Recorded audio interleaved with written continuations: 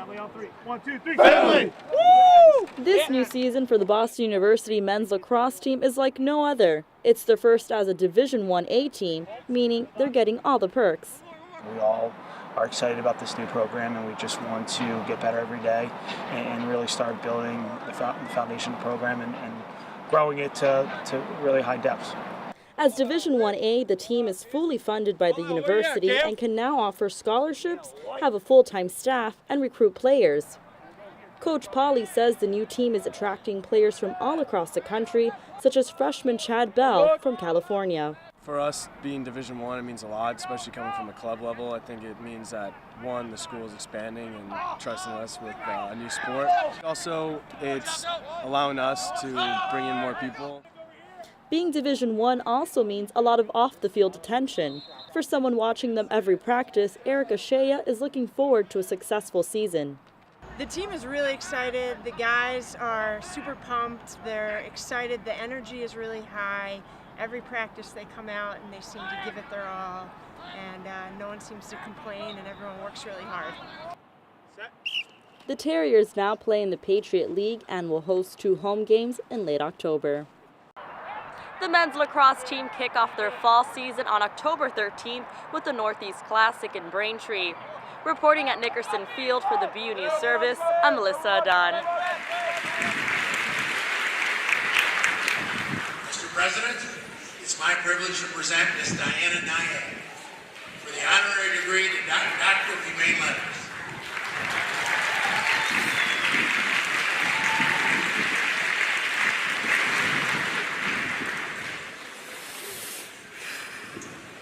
Okay, Diana Nye, world-renowned long-distance swimmer, author, journalist, public speaker, and Lake Forest College alumna. Your alma mater is honored to welcome you this morning. Growing up in Fort Lauderdale, Florida, you were drawn to the water and began swimming seriously at age 10. At Pinecrest Prep School, you became Florida State Champion in the 100 and 200 meter freestyle events. There's a connection to make there in a minute. You dreamt of making the 1968 Olympic team, but were sidelined by a heart infection that confined you to bed for 3 months. After your recovery, you showed the fortitude and resilience that have characterized your life and began swimming again. Traveling north to Lake Forest College, you excelled as a student, earning election to Phi Beta Kappa, playing tennis on an unbeaten varsity team, taking drama lessons at the Goodman Theater in Chicago, and double majoring in English and French.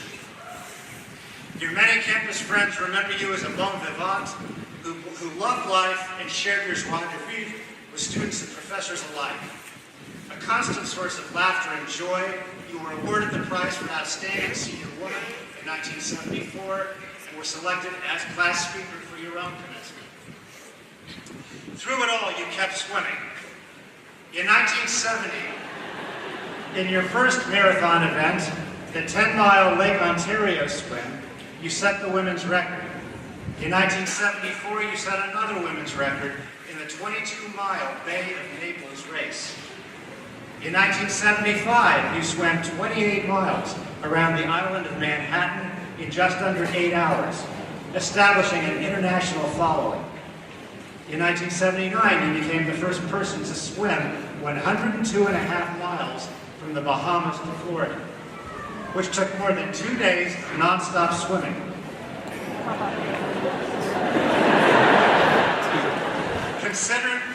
Considered the greatest long-distance swimmer in the world, you swam in nearly every large body of fresh or salt water, including the Suez Canal, the North Sea, the Nile River, the Bay of Naples, and the Barrier Reef. Not surprisingly, you've been inducted into virtually every Hall of Fame there is for swimming achievements. In July 2010, at the age of 60, you began your extreme dream quest to swim from Cuba to Florida. Your motivation was simple and profound, and I quote you when you said you wished to prove to other 60-year-olds that it is never too late to start your dreams.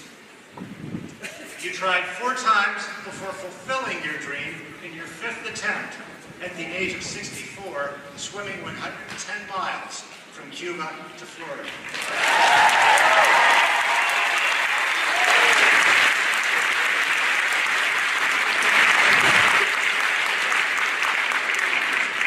After completing your grueling 53-hour journey on September 2nd, 2013, you told the world, I have 3 messages.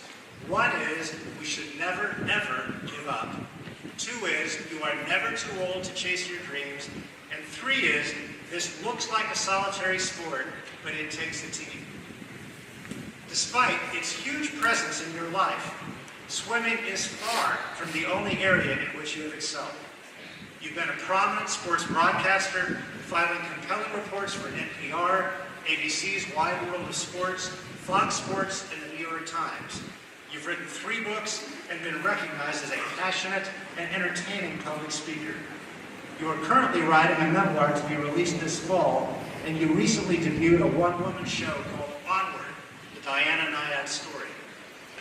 As if all of this weren't enough, you competed last year on Dancing with the Stars, and you appeared in a Macy Gray music video for the song Bang Bang.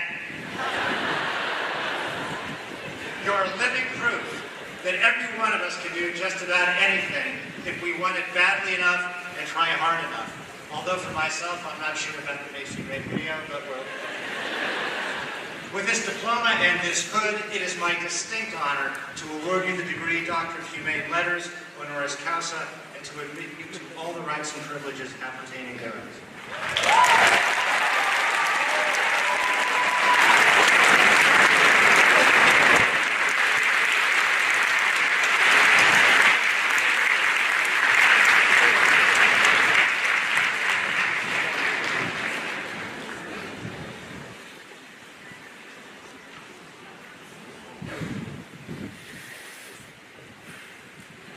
What a privilege.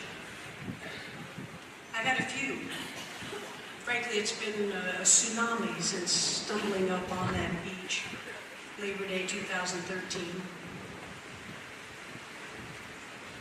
Sat in the Oval Office with President Obama, whom I admire terribly. Got a chance to go to Cuba and was awarded the only American ever to win the Cuban Medal of Honor.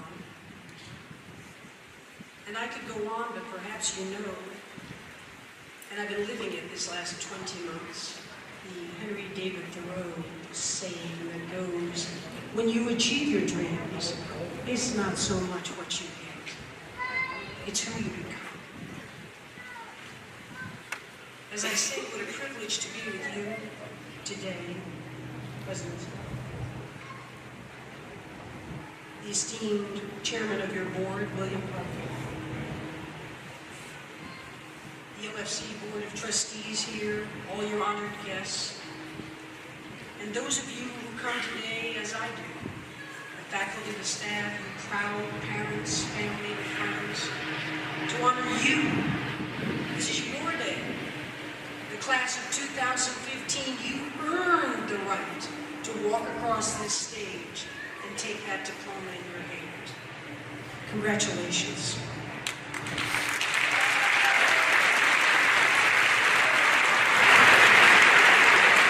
To start today by sharing with you the song that emblemizes my credo of life.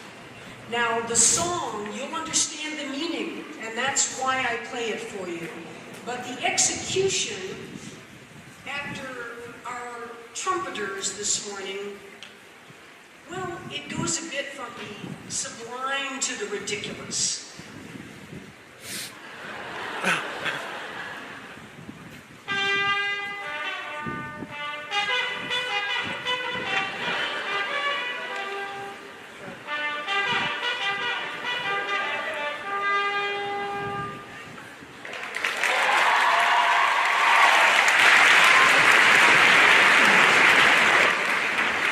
Revelry. A lot of you know what you're going to be doing. A lot of you have had them. You're going to reach for some star that may be close to impossible, and you're going to chase it down.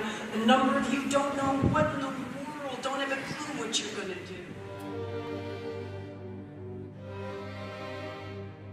For me, the cosmic perspective is, here we are on this spot called Earth. But the cosmic perspective enables you to step back. So I have no problems with 15-year horizons. In 15 years, we went from no space program in the mid-1950s to bootprints on the moon. I remember the day that because that was made possible, in our minds, everything else was possible as well, on the same or shorter time scale. If we're going to bet what 15 years from now will look like, will there ever be the end of war? Perhaps. The end of hunger? Perhaps. But you have to envision it first. You have to bet on it. Then you're invested in the outcome. That's where change comes from. What does it mean to be alive as a human being with our capacity for thought when you're thinking, where's my next meal coming from? And do I have shelter over my head? Poor people, particularly in developing countries, sometimes don't have the luxury to think about the universe and our place within it.